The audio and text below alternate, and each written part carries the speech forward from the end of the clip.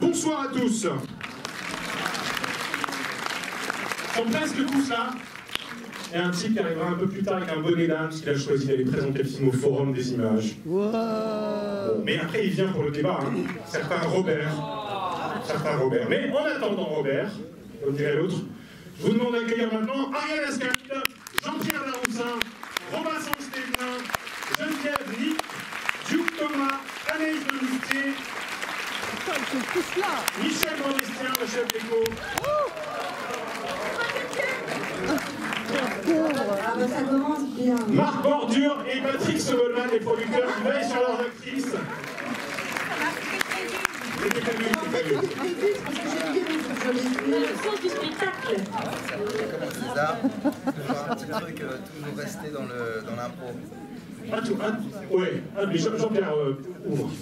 Ah oui, eh bien, on n'a pas grand-chose à dire, puisqu'on va en parler après. On est évidemment très heureux de voir que ce beau cinéma et que cette salle est pleine pour l'avant-première De beaux spectateurs. de la Villa, et qu'il y a même une deuxième salle qui est pleine également. On vient de les visiter. Et j'ai dit à ça à peu près, je vais vous dire la même chose, et vous allez donc voir un film qui se passe dans les calanques de Marseille, mais il ne faut quand même pas oublier que ce sont tous ces films-là, depuis belle lurette, sont des films qui sont faits par des Montreuillois, et non pas par des Marseillais, comme on essaye de nous le faire depuis trop longtemps.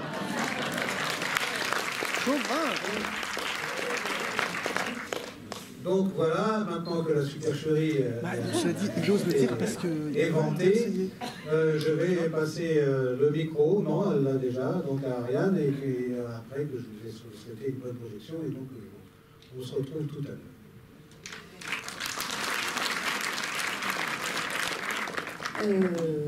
Tu veux que je dise encore quelque chose?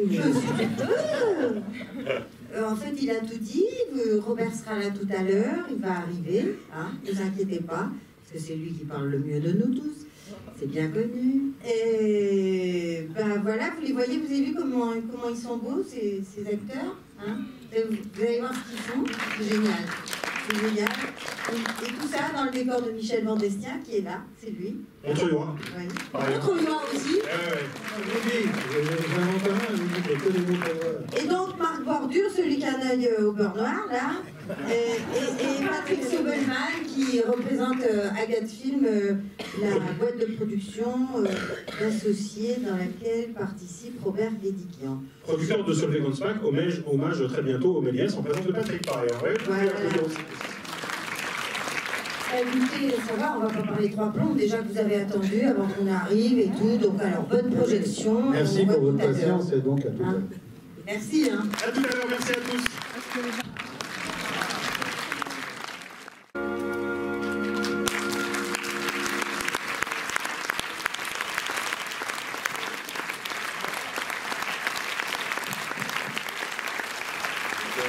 Robert Guédiguian. J'appelle à ses côtés Ariel Ascaride, Jean-Pierre Laroussin, Robinson Stévelin, Geneviève Nick, Anaïs de Moustier et Duke Thomas.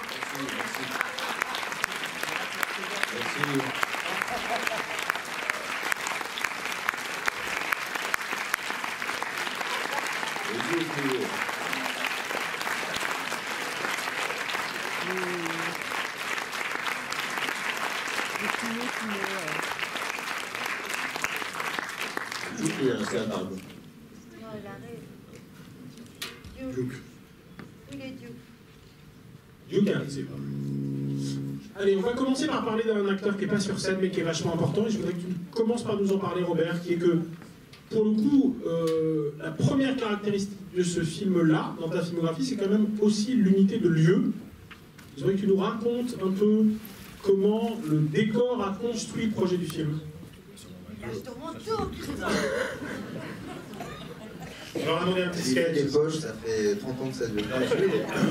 L'idée est venue après de ce décor-là, qui est le décor dans lequel on va très souvent, hein, tous, depuis longtemps, moi depuis très longtemps, mais c'est vrai que l'été, bien sûr, souvent. Et parfois l'hiver. Et l'hiver, c'est passé, ça ressemble un petit peu à une ville fantôme, en fait. Côté comme dans les westerns, je dis souvent, là, quand les types passent dans une ville abandonnée, la porte du salut graisse, tous les décors sont... Parce que là, la mine a cessé de son activité. Je dis ça parce que ça me fait toujours penser au fait qu'il s'est passé quelque chose dans cet endroit-là qui n'est plus là. Quoi. Donc quelque chose qui a disparu, qui est perdu, qui est mort, peut-être même. Et voilà. Et j'ai toujours pensé qu'il fallait faire un film l'hiver dans cet endroit. Et là, la décision s'est prise, souvent d'ailleurs un peu en réaction, contrepoint de ce qu'on faisait avec... on faisait une histoire de fou. Et là, qui était un film plusieurs pays, avec des explosions, avec des effets spéciaux, avec donc des voyages, etc. C'est un film compliqué à faire, à fabriquer. Et j'ai toujours eu tendance, quand il y avait un film de ce type-là qui se fabriquait, à penser qu'il fallait absolument que je me repose. Je me repose, que je fasse un film avec très peu de monde, avec peu de personnes, juste entre nous et tout ça. Et elle est partie sur l'écriture de ce film, en disant on va faire un film, donc on va rester dans cet endroit. Et c'est vrai que Baletti, qui a écrit avec moi, me disait c'est marrant, on est parti d'une idée de régie générale, en fait. C'est-à-dire, au fond, l'idée, ce sentiment fantomatique, bien sûr, mais aussi le fait de dire on va tourner du studio à ciel ouvert. Parce qu'évidemment, on connaît tous les gens qui habitent là, donc on a loué public à Manon, donc on était tous là, toute l'équipe, tous les acteurs, tous les décors, les intérieurs qui sont dans le film, mais même les extérieurs pour la nuit, étaient prééclairés à l'avance. Le matériel aussi était sur place, il n'y avait pas d'aller-retour de matériel, il n'y avait pas de régie, il n'y avait pas de on n'a pas fait de feuille de service, d'ailleurs on disait demain on tourne ça. Il y avait plein de travail bien sûr, mais très souple. Et effectivement il n'y avait pas de circulation arrêtée, il n'y avait pas de comédiens à aller chercher, je veux dire, évidemment Jean-Pierre était en face chez nous, enfin bon, on était tous on était tous à côté les uns des autres. Donc on a eu, on pouvait tourner évidemment avec la lumière du naturel dès qu'elle nous plaisait, dès qu'elle nous satisfaisait, on pouvait changer, justement dire tiens, tourne pas ça, on va tourner plutôt là-bas parce que la lumière est plus propice. Et du coup, c'est cette histoire-là qui est venue. Mais sur des considérations au départ, ce sentiment sur le décor et cette histoire de faire un film à un studio, au fait hollywoodien. C'est ça. Le rebond final, complètement hollywoodien. D'un point de vue scénaristique, tu pars de quoi? Parce qu'il y a quand même vraiment cette tendance au début à affirmer l'idée d'un monde qui meurt, qui est quand même très prégnante dans le scénario, à la fois parce que le personnage principal qui fédère les trois frères et sœurs est probablement en train de mourir, en tout cas c'est ce qu'on pense au début du film. Et puis parce que progressivement on se rend compte que c'est aussi une certaine utopie, donc il pense qu'elle est peut-être en train de mourir, et qui est représentée par ce restaurant. Donc quel est ton point de départ, et qu'est-ce qui fait à un moment que tu intègres cette problématique qui réouvre le film, qui est la problématique de ceux que tu n'appelles pas les migrants?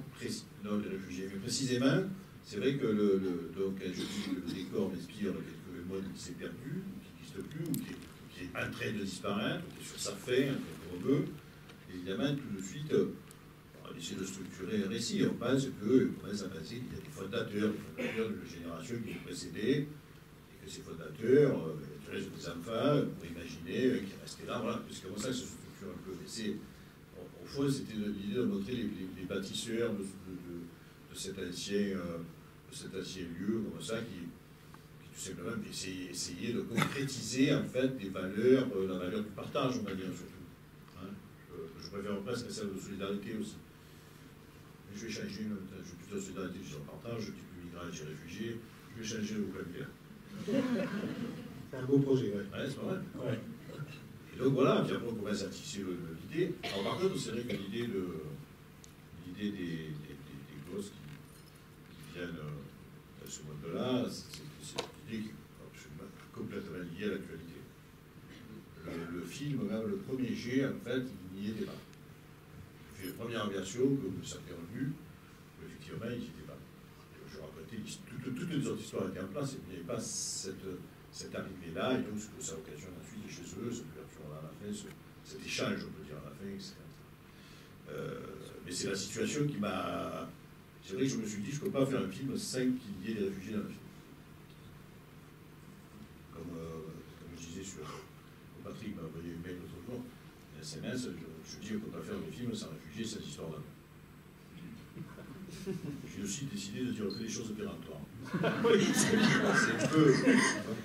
C'est Twitter. Vous pouvez trouver sans arrêt. Ça a doublé il n'y a pas longtemps. Alors, juste pour expliquer un tout petit peu, du coup, ce qui est impressionnant dans le film, quand même, c'est que avant l'arrivée des réfugiés, le film pourrait être extraordinairement noir, quand même, enfin, parce que là, pour le coup, le quartier se meurt, le couple disparaît, il y a quelque chose comme ça qui nous emporte vers une espèce de fin du monde généralisée. Enfin. Et du coup... Et choisi. Comment ? Et choisi. Et choisi, de surcroît. Positif, liberté. Oui, on peut voir ça comme ça. Insoumis. Oui. Excusez-moi, Non, mais d'ailleurs, je me permets d'appeler notre grand-père à tous, qui est Fred Ulysse, qui est juste présent, et c'est... Voilà. Il est vivant. Il est vivant. Merci. Il est là, voilà.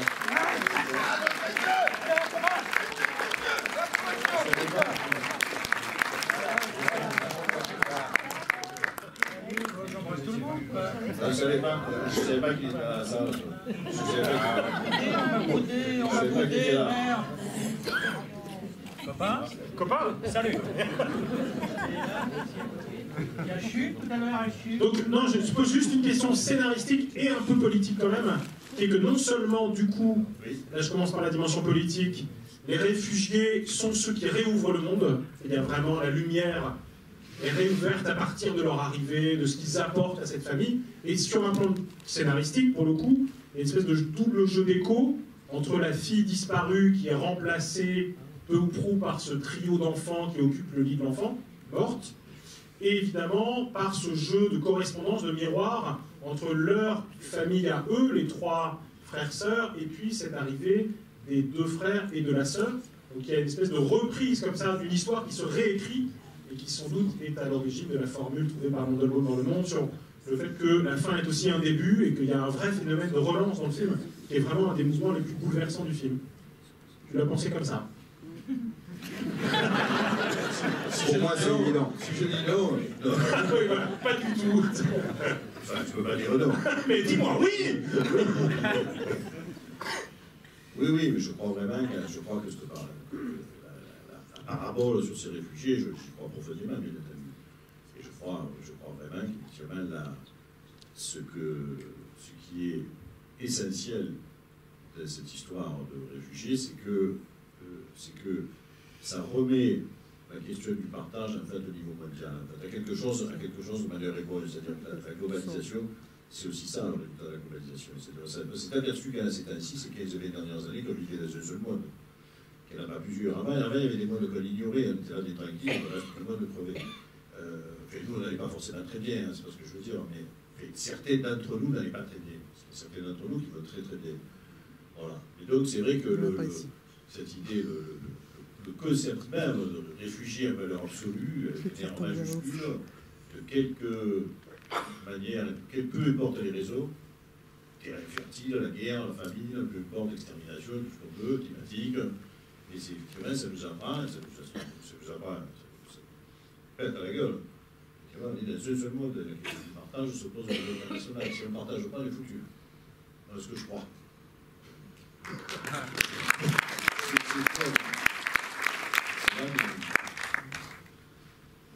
J'ai envie de demander à Ariane, dans son rôle particulier, enfin à la fois sur l'écran et un peu dans la vie moderne, qu'est-ce qui fait qu'après, parce qu'Une histoire de fou, c'est quand même pour moi un des films les plus ambitieux, enfin un défi un peu fou quand même de se dire, je vais faire un film qui pense vraiment le monde d'aujourd'hui, le rapport à l'action, au terrorisme, à est-ce que j'arrive à comprendre quelque chose de ce qui se passe avec la jeunesse aujourd'hui, et quand même il t'arrive un truc dément, qui est que le film sort juste au moment des attentats, ce qui sèche complètement le film, quoi. Et moi, forcément, en tant qu'admirateur et ami, je me dis, qu'est-ce qu'on fait derrière? Enfin, c'est une telle ambition, un tel investissement, que qu'est-ce qu'on peut bien produire derrière pour rebondir, quoi. Et donc là, j'ai envie de poser la question à Ariane, de savoir comment tu as, toi, accompagné sur ce projet-là, dans la transition entre cette histoire effectivement très ambitieuse, complexe, au tournage international, sur cette espèce de recentrage, pour le coup, sur Marseille, la tribu, et comment tu as accompagné cette écriture-là et ensuite cette réalisation? Alors, moi, je n'accompagne pas l'écriture. Très bien. ça commence très simplement comme ça. Par contre, j'ai accompagné un garçon qui était au bord du désespoir. Ça, oui. Ça, et c'était sacrément gonflant, je dois dire. C'était très fatigant. Parce qu'il était vraiment... Enfin, parce que c'est vrai que c'est une frustration absolument épouvantable, tu vois. Et que en plus, tu as les gens qui te disent « Ah mais oui, mais l'affiche, vous vous rendez compte, il y a un mec avec une Kalachnikov. » Donc c'est vrai que c'était terrible. C'était juste terrible. Je crois que... Les faits eux-mêmes aussi. Non, évidemment que les faits étaient terribles. C'est pas de ça dont je parle. Enfin, personne ici dans cette salle peut penser que je pense que... Ah, je sais pas. Je parle ou je parle pas? Oui, vas-y. Et vraiment... Bon, et donc ça a pris quand même un certain temps. Et je crois que effectivement le fait que... C'est-à-dire que il a fait comme il fait d'habitude, c'est-à-dire qu'il s'est complètement recentré sur lui, mais quand je dis recentré sur lui, c'est se recentrer sur nous tous. Et il est allé chercher, d'abord il s'est remis à lire beaucoup, il a lu, mais parce que je pense que c'était quelque chose qui l'apaisait. Et puis un jour il a dit, on l'a, la Cerisay?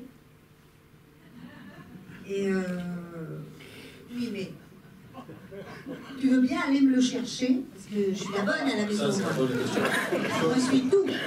Il faut quand même que vous sachiez que je fais tout. Tout. D'accord? Les travaux, la Cerisay, cinéma, je fais tout. Et donc, je suis allée chercher la Cerisay, je lui ai donné. Et après, c'est lui qui est parti tout seul. Et là, à ce moment-là, moi, je n'interviens pas.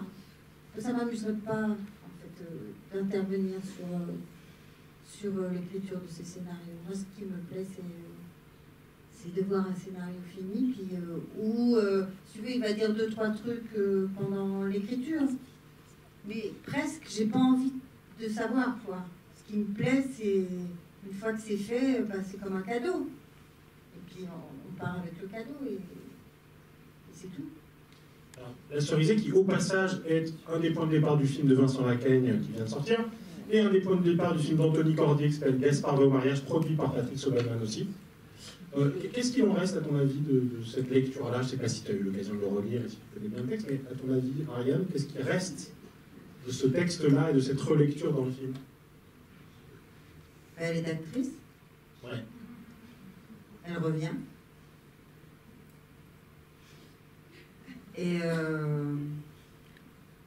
en ce qui concerne mon personnage, je dirais plutôt, elle est actrice, elle revient et c'est la redécouverte comme Lubov de la maison, de la Cerisay, des poulpes, oui, comme ça n'en parlons pas. Et de quelque chose qui est fini. Voilà. Quelque chose qui est fini. Moi, je pense que c'est que ça. Simplement, après, hop, ça repart. Voilà. Ça, je suis comme ça ne repart pas. Voilà. Les arbres sont coupés. Ouais. Voilà. Jean-Pierre, un petit mot justement sur l'attitude particulière de ce frère-là. Déjà sur l'écriture et sur Tchekhov, ce qui reste de la Cerisay, c'est un monde qui passe, un monde qui meurt, et des gens qui n'ont pas envie de mourir avec lui. Et donc qui cherchent, et qui trouvent ça injuste. On admet bien que les époques changent. On admet, on ne peut pas faire autrement. Mais on n'a pas envie de disparaître avec ces époques-là. Donc c'est ça qui reste de l'esprit de Tchekhov. Et notamment le fait de continuer à avoir de l'humour. Parce que la façon de ne pas disparaître, c'est d'avoir de l'humour. Quand on est au bord du précipice, c'est ça. Donc là, c'est avoir de l'humour sur la situation. Et entre autres. Mais voilà, donc c'est ça qui transparaît, c'est un ton, c'est une façon particulière de raconter une histoire. avec de la légèreté, et de la nostalgie, de la tristesse, même une tristesse qui produit du sourire, et une rigolade qui peut provoquer une amertume. Donc c'est tout ça qui se mélange chez Tchekhov, et il ne s'agit pas simplement de reproduire la situation exactement ce qui se passe dans Tchekhov, il s'agit simplement de s'en imprégner et de restituer quelque chose. Je pense que c'est comme ça que Robert a lu la Cerisay. Il n'a pas cherché à reprendre les morceaux de la Cerisay, ni même l'histoire de la Cerisay. Tout Tchekhov. Même tout Tchekhov, c'est ça, parce que ce soit Lamouette, ou que ce soit Ivanov, ou que ce soit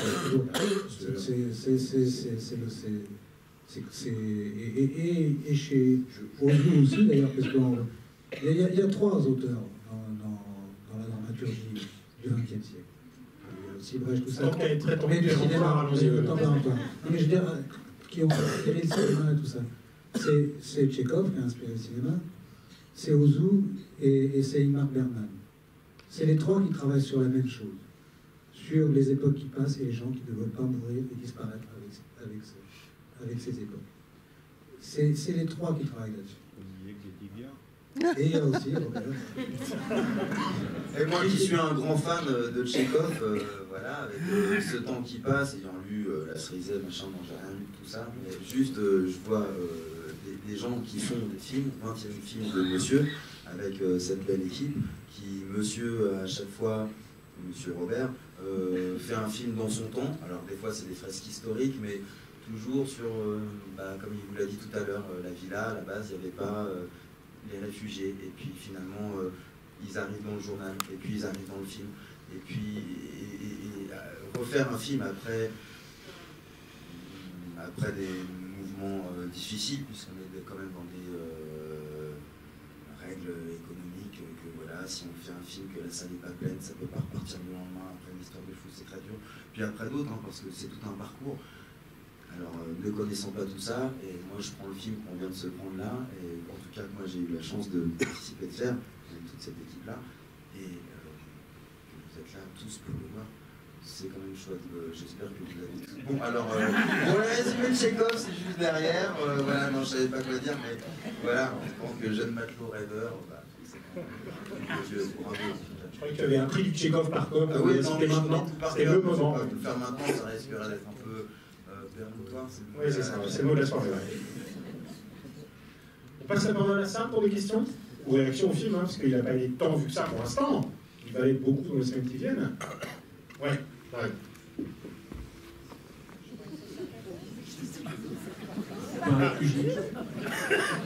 Bonsoir, merci beaucoup. Je trouve que vous avez été un petit peu gentil avec les militaires. Et j'aimerais savoir s'il y a réellement des réfugiés qui peuvent arriver en bateau comme ça, du côté de Marseille. C'est pas l'actualité. Ma connaissance, c'est arrivé une fois. C'était il y a une dizaine d'années hier, sur la plage de Guingamp. C'était sur une plage hier, ça arrivé une fois. Peut-être qu'on peut rebondir du coup sur la première partie de question avec Duke, sur le personnage trop gentil du militaire. Non, parce que c'est pour le coup, il y a toujours une question dans le cinéma de Robert, c'est quand même comment on filme quelqu'un qui pourrait être l'ennemi, quoi. Parce que quand même, au moment où l'armée débarque, on se doute que la sympathie spontanée du cinéaste ne va pas forcément de ce côté-là. Oui, non, à l'arrivée, oui. Comment vous l'avez travaillé ensemble, ce rôle-là, pour que du coup, il ne soit pas l'ennemi du film, Duke? Oui, Robert. Question pour Robert. Non, mais c'est vrai qu'il fallait, je crois que c'est tout à l'heure, il fallait montrer un petit peu de complexité que ça fait. Tu parles plus fort parce que tu as deux salles, hein. Ta voix porte jusqu'à la salle 2. Il fallait montrer un peu de complexité avec ce personnage-là aussi. C'est pas un hasard si c'est Duke. Oui. Bon, vous avez vu qu'il est noir. Non, mais c'est vrai. Que le chef de l'escouade, cette escouade soit noir, déjà, ça renvoie, ça donne un statut pour son père, son grand-père, son arrière-grand-père, je ne sais pas qui, mais était un réfugié. Hein, donc déjà, ça fait une espèce de... En plus, effectivement, l'évidence, la manière dont il les traite de bourgeois, puisque à la fois, cette présence-là, aujourd'hui, là j'ai beaucoup voyagé pour faire ma tournée pour promotion du film en France, avec des avions, des trains, c'est pas la chose la plus agréable du monde que de voir des gens se balader avec des mitraillettes. Bon, maintenant, c'est bien que c'est utile. On sait que ça sert à quelque chose, d'ailleurs précisément à Marseille, si le type est bien armé, peut-être quelques morts de plus. Voilà. Donc, il y a tous ces jeux-là, et puis c'est vrai qu'après, c'est des manières de travailler dans la... Quand il a cette scène avec Armand, il dit, bon, je ne sais pas trop ce qu'on a fait, je crois qu'on est bien là, tout ça. Bon, je veux dire, il n'est pas, a priori, c'est pas méchant. C'est un type qui lui-même est désolé de ça, il ne sait pas quoi faire, il n'a pas de solution, et la solution d'ailleurs ne lui appartient pas. La solution d'envoyer les enfants dans un orphelinat aussi ici, ou chez eux, il ne dépend pas de lui du tout, il n'est pas... Voilà. Donc c'est essayer de montrer ces aspects-là un peu, alors que d'emblée, bien sûr, Joseph lui renvoie une espèce de petit combat, quoi, de combat de coq, tout de suite, de combat avec des allusions, jusqu'à des allusions comme ça, très... c'est de notre faute, c'est peut-être la faute d'anciens militaires, 2 ou 3 générations plus tôt, quoi, hein, s'il y a des réfugiés aujourd'hui. Voilà. Donc il fallait essayer de ne pas être simple avec ce personnage, pas le caricaturer.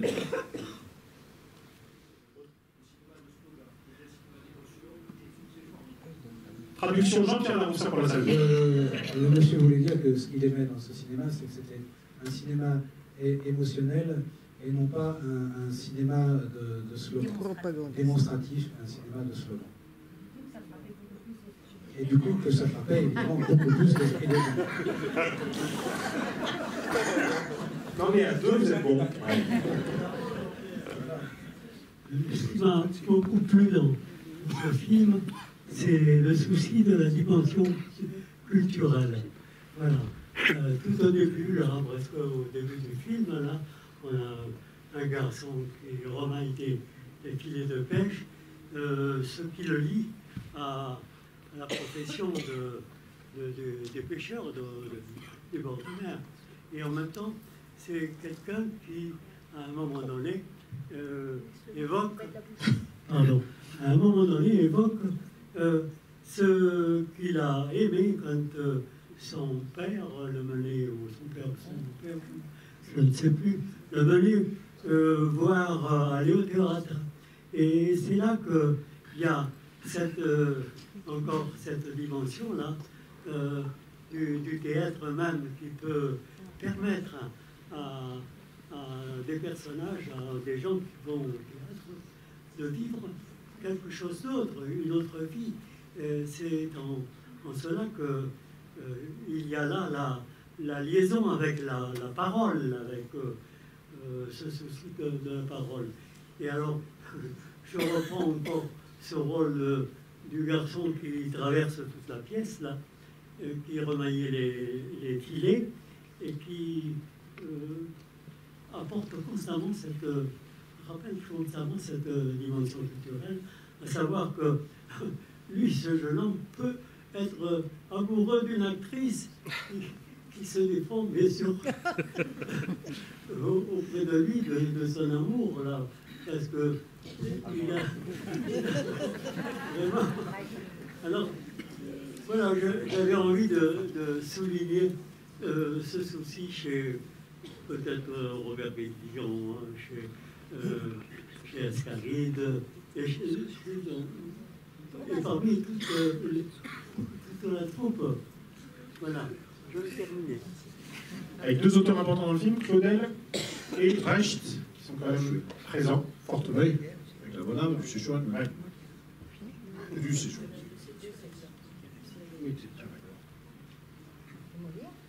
Pas du tout une question de fond, c'est une question pas technique, mais d'où viennent ces images des acteurs jeunes au même endroit et ensemble?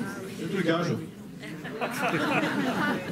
Le trucage, c'est qu'ils ont revenu très cher, on a fait la moitié du budget. Non, en fait, c'est vrai qu'on avait tourné, tous ensemble, on avait tourné un film il y a longtemps. 85. 85, au même endroit. Enfin, c'était juste une séquence du film qui était tournée dans cet endroit-là. C'était la voiture de Jean-Pierre, d'ailleurs. La DS, hein, c'est une super bagnole. Et on avait fait ce film très très vite, un peu à porte-pièce, il n'y avait pas de scénario. Il y avait un scénario. Non, il n'y avait pas de scénario dactylographié. Voilà. Il y avait des scénarios manuscrits, on avait fait quelques photocopies. On est parti comme ça faire le film à, je ne sais plus, 15 ou 16 jours, 18, je ne me rappelle plus, mais très vite, comme ça, aussi à l'arrache, sans engin. Et il en avait résulté cette séquence. Évidemment, j'avais piraté Bob Dylan, vous imaginez, l'argent qu'on avait à ce moment-là.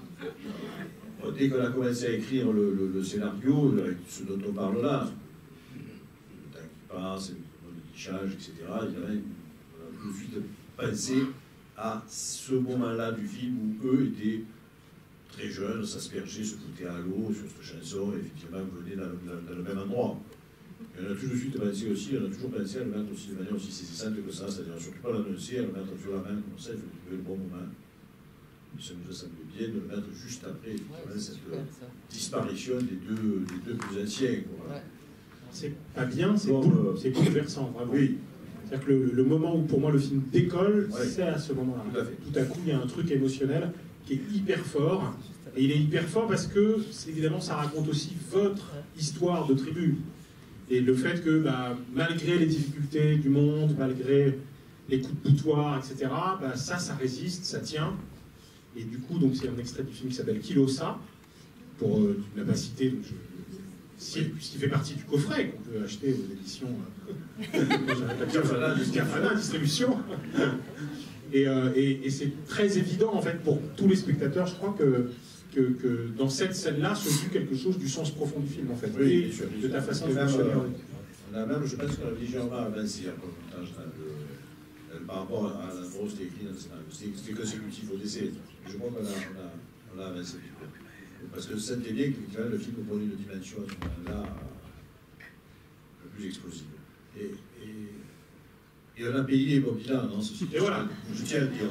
Cette fois, on a payé Bob Dylan. Enfin, il n'en a plus besoin parce qu'il a touché le fric, le prix Nobel, tout ça. Donc... 20 ans plus tard, on a payé Nobel, des voleurs honnêtes. Bonsoir, merci pour votre film, très beau. Surtout apprécié la deuxième partie. Et j'ai une petite remarque sur le vocabulaire.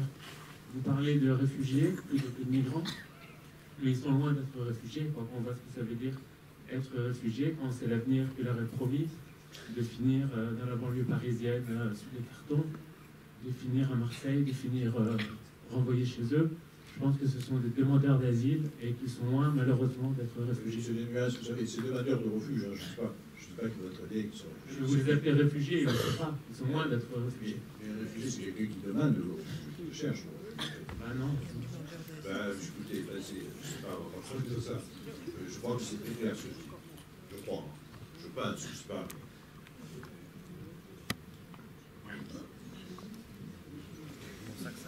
Je préfère l'idée de refuge à l'idée d'asile d'ailleurs. C'est biologie, moi c'est biologie.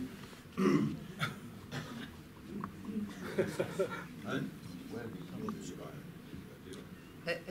Est-ce que vous avez une hésitation, enfin vous avez pensé une hésitation quand le papa donc est dans le coma, dans sa chaise roulante, enfin comateux, finalement il est réveillé par l'écho des voix de ses enfants. Est-ce que vous avez pensé à un moment qu'il pouvait aussi se réveiller quand la petite réfugiée pouvait être la fille, sa petite fille morte, et qu'elle est là devant lui, et que ça aurait pu le réveiller aussi à ce moment-là? Je me suis demandé à ce moment-là s'il n'allait pas s'éveiller, puis après, donc il s'est réveillé à un autre moment.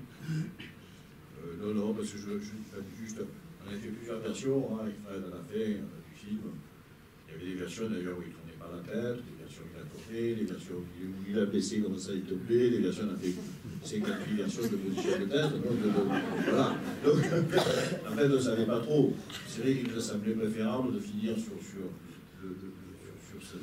la parabole se finit mieux là que de relier ça, j'allais dire, à la tragédie personnelle. Là, on le relie à quelque chose de plus universel, historique, de plus large. Donc, ce qui est joli, c'est que du coup, ça fait la boucle avec une remarque d'Anaïs, je crois, dans le film, qui est qu'à un moment, il a tourné la tête vers elle. Remarque dont on rit, pour le coup. Oui.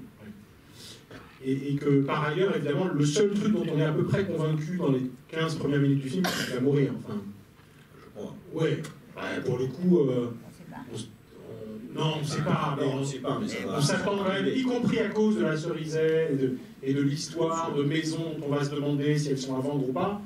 Le seul truc qu'on pense, c'est que Fred Willis va disparaître du film, quoi. Et en fait, il est là jusqu'au dernier plan. Et au Méliès. Il est encore là. Et au Méliès. Je m'interrogeais un peu sur ce film. Il y a quelque chose de très beau, c'est le langage des regards. Les regards qui s'affrontent, qui fuient. Enfin, je trouve qu'ils sont très marqués. Plus que dans d'autres films, on pourrait presque des fois éteindre le son. Il y a quelque chose qui passe par les regards qui sont assez insistants, en fait. Et je voulais savoir s'il y avait quelque chose de choisi et de pousser vers vos comédiens sur ce sujet. Oui, mais ça se, si vous voulez, ça se, je crois que ça se décide, ça se travaille, plutôt ça se décide au fur et à mesure du tournage. C'est au vu de ce qui se passe, après, c'est tous les jours. C'est des questions concrètes de mise en scène. La mise en scène est toujours concrète, d'ailleurs, c'est jamais abstrait. On ne peut pas dire à l'avance et qu'on va filmer comme ça, au fond, comme ça. Alors, il se passe des choses, les films, comment on les sent, comment on les ressent à ce moment-là. Ce qui se passe entre eux est capté. Et après, effectivement, on retravaille ça au montage. Voilà. Les assemblées, donc, c'est un geste qui n'est pas, j'allais dire, qui est jamais abstrait, quoi, qui est jamais. Mais c'est ce que vous dites est vrai, la remarque est vraie. Et je ne savais pas comment ça le film et qu'il y aurait ce travail-là, par exemple. Je ne peux pas dire ça. C'est le travail lui-même qui le propose, qui l'impose peut-être même. Ce moment-là, c'est le film et sa manière, son écriture et sa fluidité qui choisissent eux-mêmes quelque chose qui se fait automatiquement, qui petit à petit se met à respirer de cette manière-là. Et quand on trouve ça très beau, on garde, on insiste là-dessus, on reste plutôt que ce que devrait, si on était juste lié à un dialogue, un échange de dialogue. Voilà, tout ça c'est d'abord au fur et à mesure. Peut-être que puisqu'il a le micro, on peut demander à Jean-Pierre quelle est la question du regard pour son personnage, parce qu'il est un peu détaché quand même, il est un peu hautain, il est sur le balcon, quoi. Et du coup, donc quelque chose qui est un peu plus distancié, cynique, amer, parfois un peu borderline d'ailleurs, une espèce de petite blague sur les juifs, dont il finit par la retourner pour dire que ça ne peut pas être négatif, mais c'est tout ça. Comment appréhender cette question-là de détachement du groupe, du personnage, et cette dimension comme ça un peu amère et cynique? Franchement, je ne l'ai pas abordé de façon très, très compliquée. J'ai lu le rôle et le rôle, c'est écrit qu'il est comme ça. Et donc, il faut simplement, quand on parle de regard, une des plus grandes difficultés pour un acteur, c'est de continuer à exprimer quelque chose, que le spectateur comprenne de ce qu'il a dans sa tête alors qu'il n'y a plus de dialogue. Ça, quand un acteur arrive à exprimer quelque chose alors que le dialogue n'est plus là pour le soutenir, et qu'on comprend, et que même on peut imaginer ce qui se passe dans son cerveau et quelles sont les réflexions qu'il se fait, c'est évidemment d'abord un énorme soutien pour l'écriture des auteurs. Ça leur permet de ne pas surligner les choses. Et donc, dans un film qui est quand même malgré tout assez minimaliste, on est dans une petite calanque, dans un petit endroit, petite famille, des gens qui sont dans un... Voilà, on va parler même d'un microcosme. Donc, sur ces choses qui sont assez minimalistes,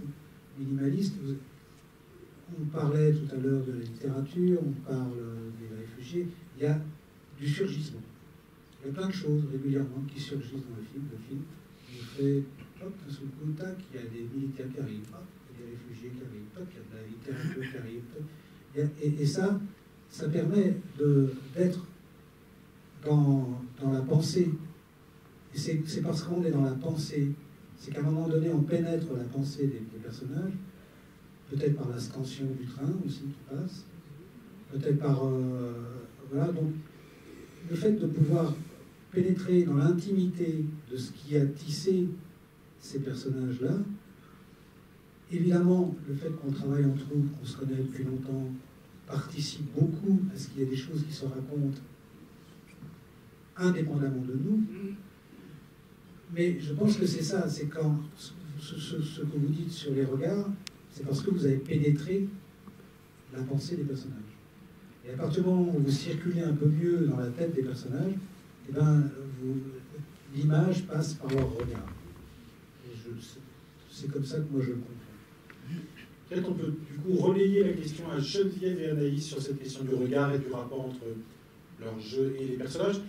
Presque en les opposant, Geneviève, il y a une espèce de constance du regard sur Jacques Boudet, une espèce de couple très fusionnel jusqu'à la mort. Donc comment, pour le coup, on conçoit ça, on l'invente?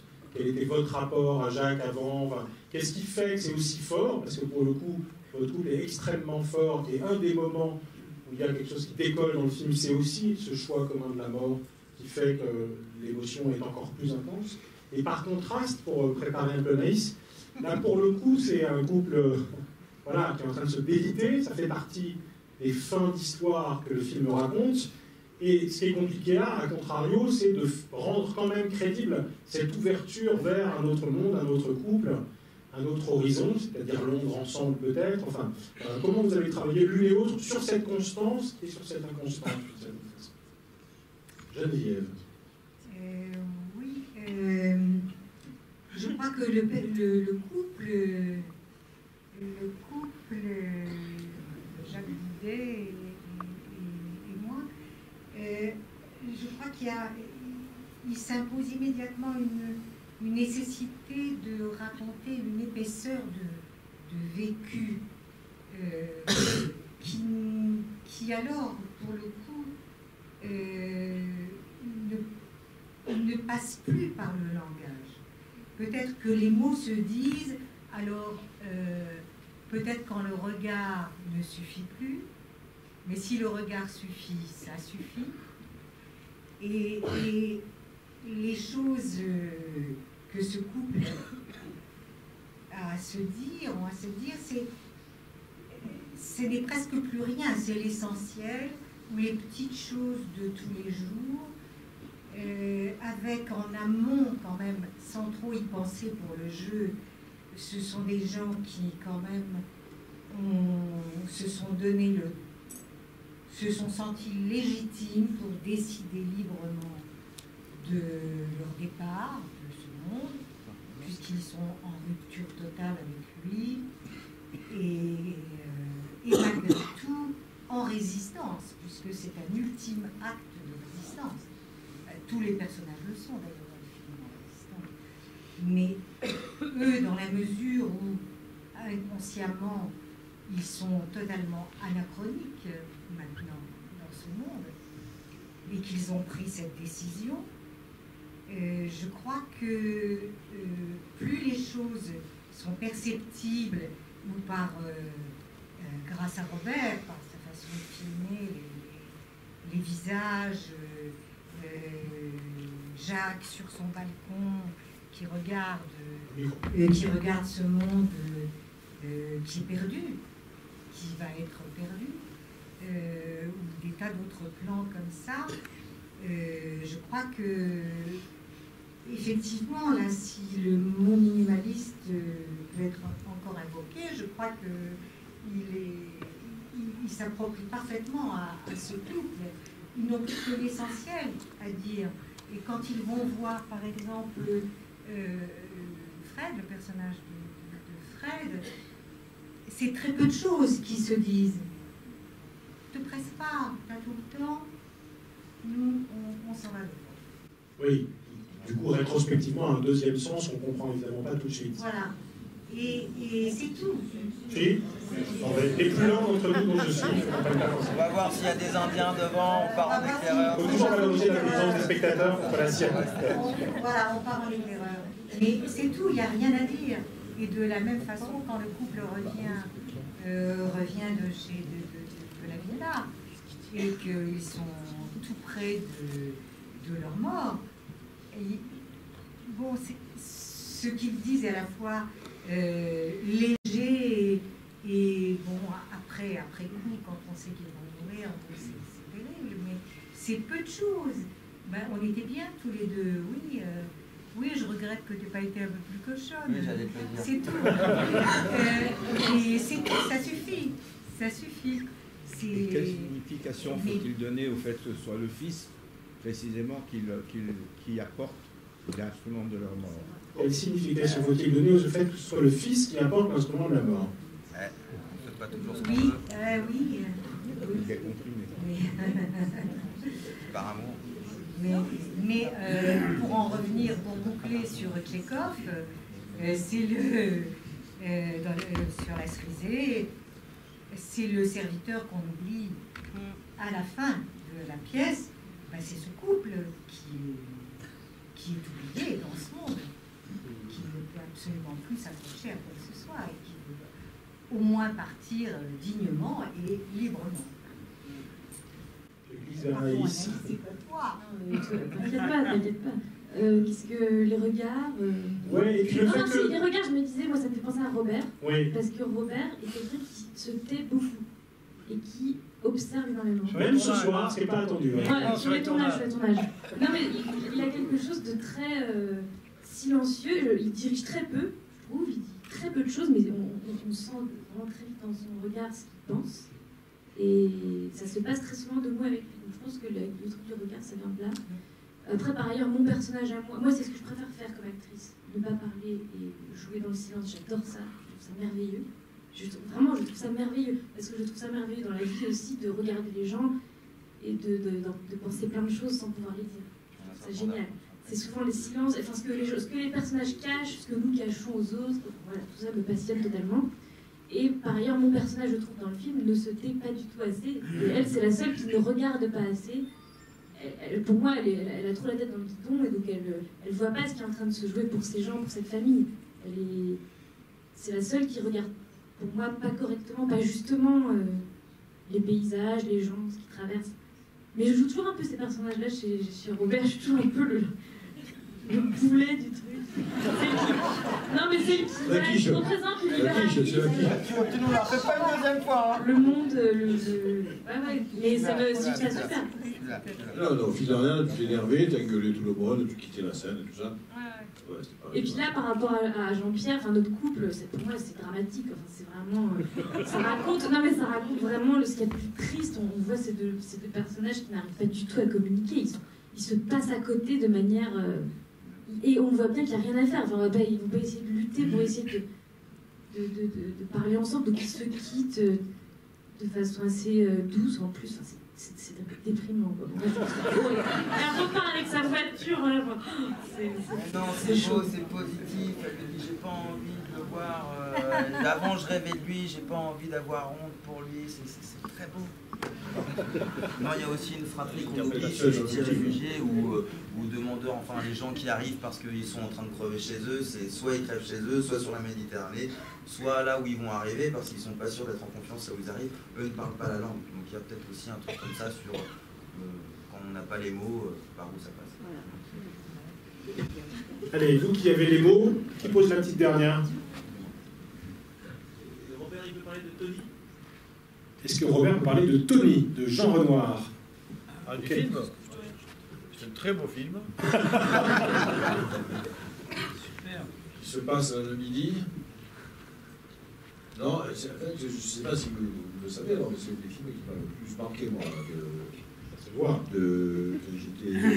Je l'ai évidemment vu à la télévision d'abord.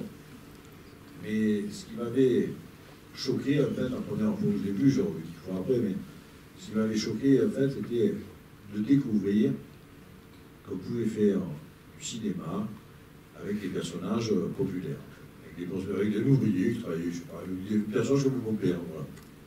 Ça pouvait être un personnage de film, comme mes voisins, bien sûr, je sais pas.